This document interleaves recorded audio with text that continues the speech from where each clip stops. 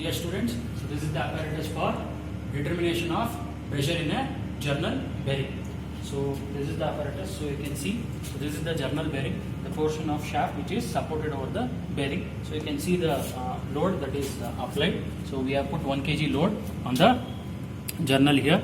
So this is the part. So we have 12 tubes. So across 360 degree we have 12 tubes, that is 30 degree apart. So each pipe is 30 degree apart to the consecutive one, and we have 4 tubes. So 12 tubes radially placed for noting down the radial pressure variation, and 4 tubes for measuring the axial pressure distribution. So you can see the 4 tubes here.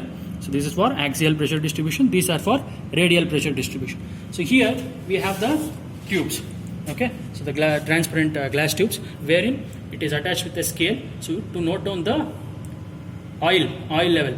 So initially all the manometers, so this can also be called as manometer, so all the manometers will read the same level. So approximately now it is showing me 47.5. so this is in centimeter, this is in inches. So make sure that you note down all the readings in mm. So this is in centimeter, so it is approximately 47.5 centimeter. So make sure that everything is equal. Okay, so now this is the apparatus. So now I'll just tell you how to start the machine. So you can see here. So first switch on the mains, then switch on the MCB, then switch on the valve, then press the start button. Okay, the light beeps. So then slowly give rotation to the shaft. So you can see the shaft rotating there, and the RPM is being noted here. Okay, so you can see the shaft which is rotating. So this is the tachometer sensor which will note down the RPM. So now I am slowly increasing the speed. Make sure that you increase the speed slowly. So now you can see the variation in the pressure that is happening in the manometer tubes.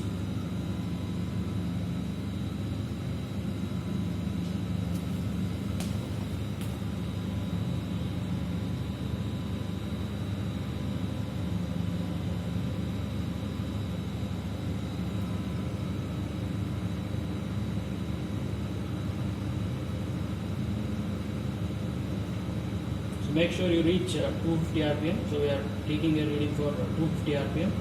So we will try to stop at 250 rpm.